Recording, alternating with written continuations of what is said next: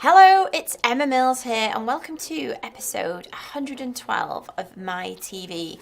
I have got back into the reading game of late. Obviously, as you can see, I am a prolific reader, not so much the past year or so, really. I've been kind of getting stuck into work and actually doing more doing than reading, but Joe was away the other week for work, so I do take that opportunity to actually read these books that keep stacking up on the bedside table. Do you have that as well, where you've just got like a pile where you keep buying from Amazon and then you don't actually do anything with them, or you're waiting for the moment to read them?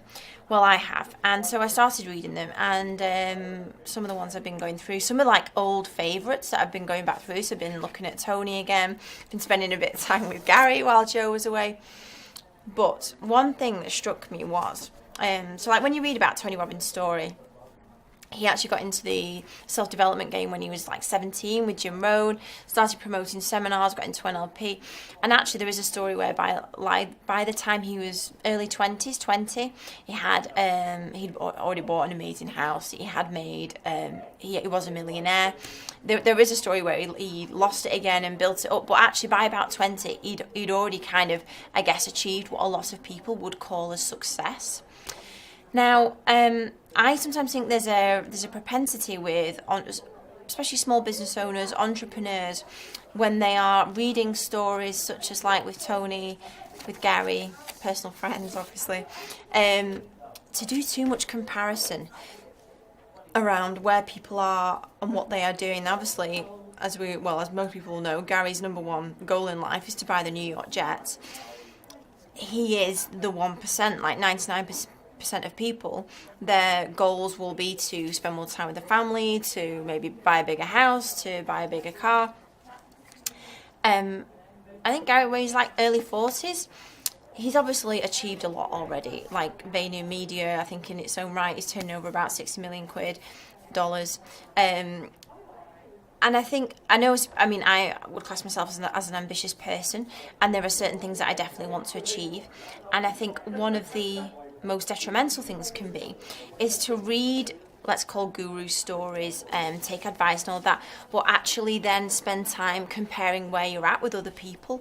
Now, whether it's these kind of guys or whether it's the business next door, in the office next door, whether it's a friend, whether it's somebody you know that's a family member, whether it's a partner, whether, somebody that has maybe is in some way, shape or form might be considered more successful in certain areas than you. There is a really great saying that comparison is the thief of joy, and I really think it is such a true statement. You can spend headspace and time considering what other people have done, where they've got to, comparing it against your own, and then beating yourself up or wondering when you're going to get there, or thinking where you've got already is not good enough.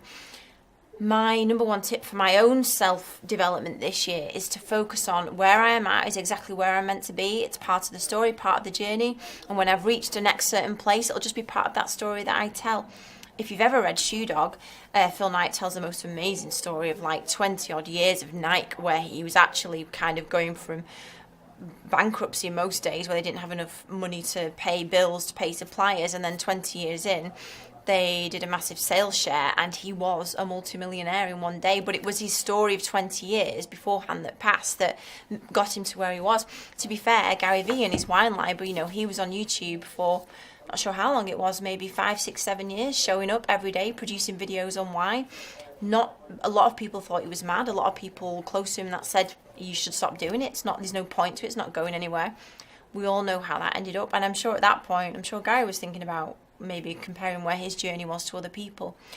But it's definitely my number one piece of advice to myself this year is that wherever I am is exactly where I'm meant to be. And as long as I know, because there's no point putting out externally that you hustle and you grind or you work hard when you don't. As long as you know yourself that you're going in the right direction, you're doing everything you possibly can, you're doing the good stuff every single day, just concentrate on your own journey, because you are going to waste time and slow yourself down by comparing others and looking at what other people are doing. So just focus on your own journey, focus on your own path, and stay on it. So I hope my tip today helps you to get your head out of the dirt and into the clouds, because if you don't do that, and if you do spend too much time even just scrolling through Instagram looking at what other people are doing, or hearing other stories, or reading articles where people are supposedly doing X, just scrap it. Just focus on your own thing, focus on what you want to do and achieve, and you will get there by doing the good stuff every day. And I will see you next week for episode 113. See you then. Bye bye.